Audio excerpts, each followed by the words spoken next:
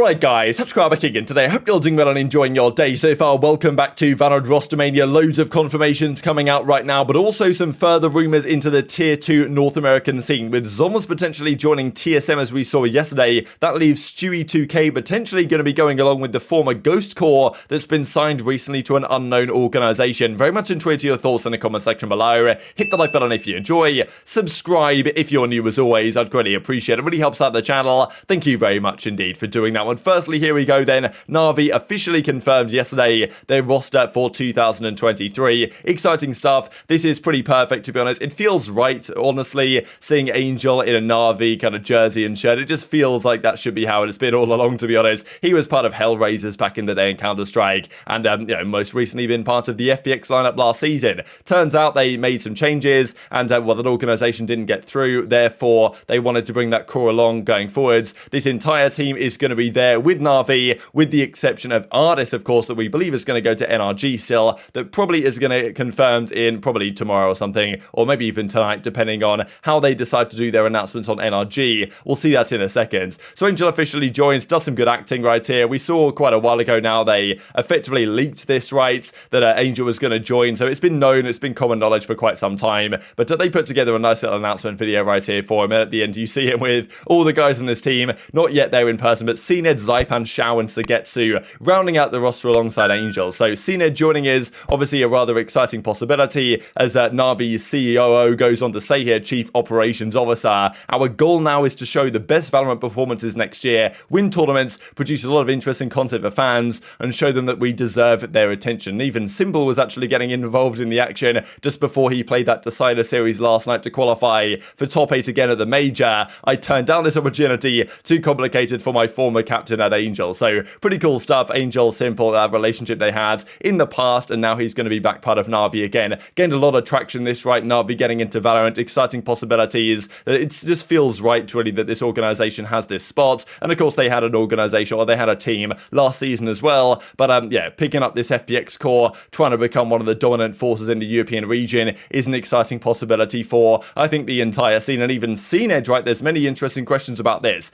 Ardiis was a great fit for that team last year, was a dominant force on the chamber towards the end of the season. cNed, despite being that unbelievable operator player back in 2021 on Ascends, didn't have a great start to 2022. The team fell apart quite quickly, and now he's going to be the man they bring in. Makes sense in terms of replacements. cNed, of course, had his offers. There was lots of talk about potential Vitality offers and stuff that cNed had on the table, but he's going to go to Na'Vi. Is this going to work? Is this the best decision they could have made? I think they do need a great version of cNed to deliver the goods here, and look, who knows what the meta's going to be going forward. If Jet comes back, then I'm sure they'll be looking rather good as well. Just to note this, because it's pretty much been confirmed by Na'Vi themselves where Ardiis is going here, as they say. Today, we are ready to announce the roster that will represent Na'Vi in the discipline. Performing under the club's banner is now the former FPX team that led by Angel. cNed, of course, joining instead of Ardiis, who will continue his career in a different region. So confirming that Ardiis will no longer be in Europe, and he's going to go to either the Asia Pacific region or North America.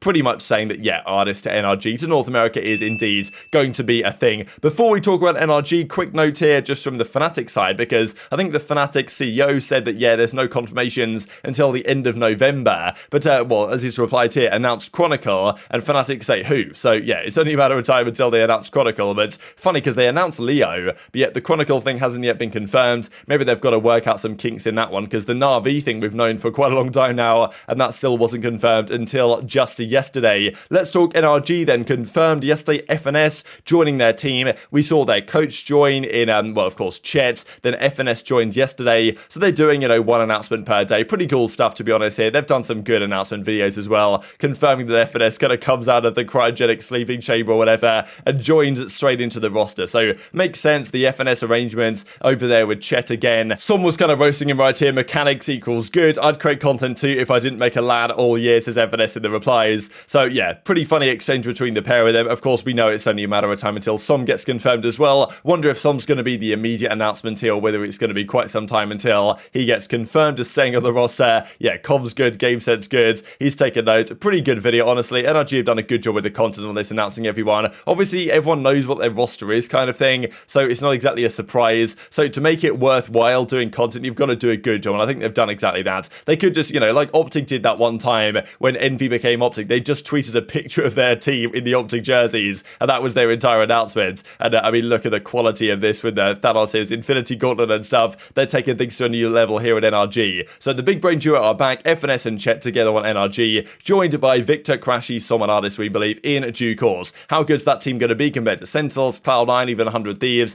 EG? Still unclear exactly what they are up to, but NRG are now pretty much getting set in stone, and probably every day we'll see something more along these lines. Let's talk the tier 2 scene then, because this is where things get rather spicy. Everything is changing rapidly down there. We saw the other day that team of Zoms, Tex, with Raucus as the IGL, Stewie was there, and then Brax was there rounding out the team of 5. That is now probably gone, because we saw just yesterday that Zoms and Tex were teaming with the TSM guys of, they were spotted with Corey and those other lads and GMD as well in a scrim. So there was rumours whether they're trialling for them. So possibly that team of 5 that they kind of put together with Stewie2k, Zoms and co has now broken apart, especially if offers are flying through elsewhere. That has then left Stewie2k and others to find their own arrangements. Now, ShahZaM said yesterday that he's got a contract, or maybe not got a contract, but he's got an arrangement. He's no longer a free agent. He's no longer looking for a team. He knows where he's going to go. And dapr even says yesterday, exciting is it not, kind of asking the question as to where dapr's going to be, because he's raised the question himself whether he can stay as the Sentinel substitute, whether that's even a possibility. Now, Sick is there. That's a bit of a question as well. But yeah, dapr, ShahZaM, still big names under question. But Stewie2k is another big one. And really cool to see, I think, Stewie2k getting back into taking this serious, because the end of his tenure in Counter-Strike was not what a lot of North American fans would have wanted to see. The Evil Geniuses shenanigans, the Liquid shenanigans didn't end up particularly well. And I think that in order for him to succeed in Valorant, he's going to have to turn a corner a bit in terms of his, dedication and commitment and these type of questions as well. But last night, this was spotted playing with Koala Noob, of course, we believe, formerly of the Ghost Corps alongside Nismo and co, John QT, that are seemingly now getting signed to a new organization,